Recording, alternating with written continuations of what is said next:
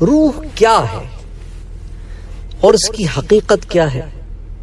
حقیقت روح کے بارے میں بعض علماء نے تو توقف کیا ہے، اور جنہوں نے اس پر کلام کیا ہے ان میں پھر مختلف اقوال ہیں، مگر جمہور اہل سنت کا مذہب یہ ہے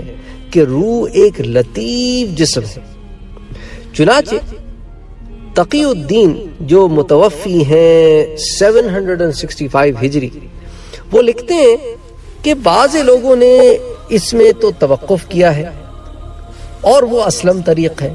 اور انہوں نے اللہ تعالیٰ کے قول قول الروح من امر ربی کو اس پر محمول کر لیا ہے کہ جب اللہ تعالیٰ نے کہہ دیا کہ تیرے رب کا حکم ہے تو بس بات ختم ہو گئی،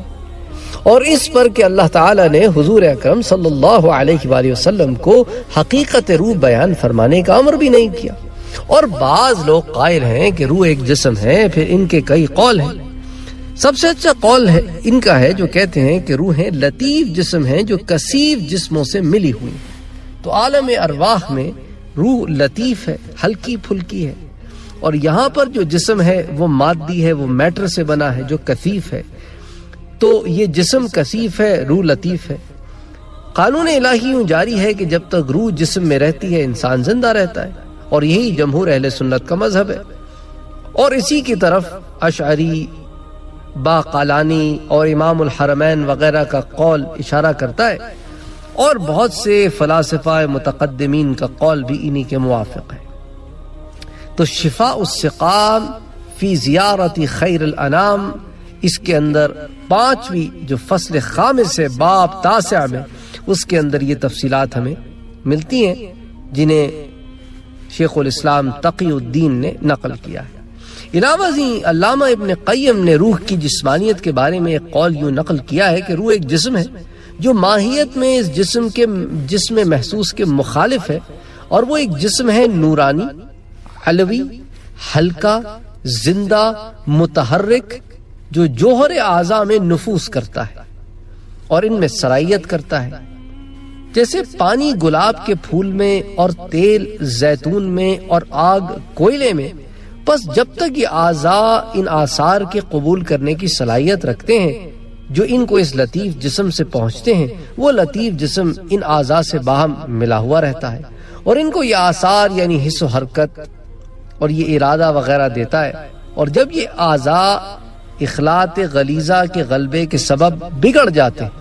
اور ان آثار کے قبول کرنے کی صلاحیت سے خارج ہو جاتے ہیں، تو روح بدن کو چھوڑ کر الگ ہو جاتی ہے اور عالم ارواح میں پہنچ جاتی ہے۔ اور اس مسئلے میں یہی قول درست ہے، اور اس کے سوا کوئی دوسرا قول صحیح نہیں، اس کے سوا سب اقوال باطل ہیں، اور اسی پر قرآن و حدیث اور اجماع صحابہ اور عقل و فطرت کی دلیلیں دلالت کرتی ہیں۔ تو یہ ہے ابن قیم کی رائے جو متوفی ہیں 751 ہجری کے، تو ان کا زمانہ بڑا قریب ہے تقی الدین کا اور علامہ ابن قیم کا۔ علامہ ابن قیم کی یہ رائے جو ہے ان کی جو کتاب روح جو ہے، جو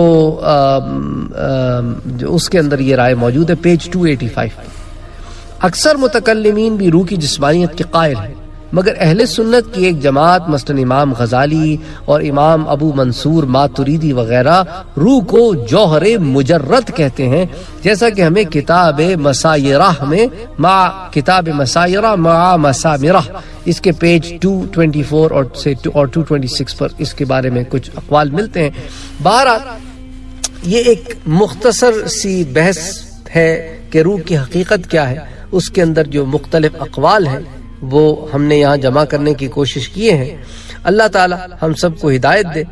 اس بارے میں بھی میں پہلے بات کر چکا ہوں کہ موت کے بعد روح کا باقی رہنا، اس کے اوپر باضابطہ ایک بہت طویل درس ہے۔ آہستہ آہستہ عالم برزخ کی طرف رجحان جا رہا ہے، تو ذرا اس کے اوپر بات کرتے ہیں۔ پہلے بات ہوئی تھی عالم برزخ پر، بڑی ہم نے مختصر سی بات کی تھی، تو اب کچھ اور میں دروس دینا چاہ رہا ہوں تو تاکہ وہ ایک مومنٹم بنے، پھر عالم برزخ پر بات ہو تو پھر وہ باتیں جو ہے وہ ایک سے دوسری جڑی ہوئی معلوم ہوتی ہیں۔ تو انشاءاللہ تعالی پھر اس پر محنت کریں گے۔ اللہ تعالیٰ سے آپ دعا کریں اپنے لیے بھی، میرے لیے بھی، میرے اہل کے لیے بھی۔ وما علینا الا البلاغ۔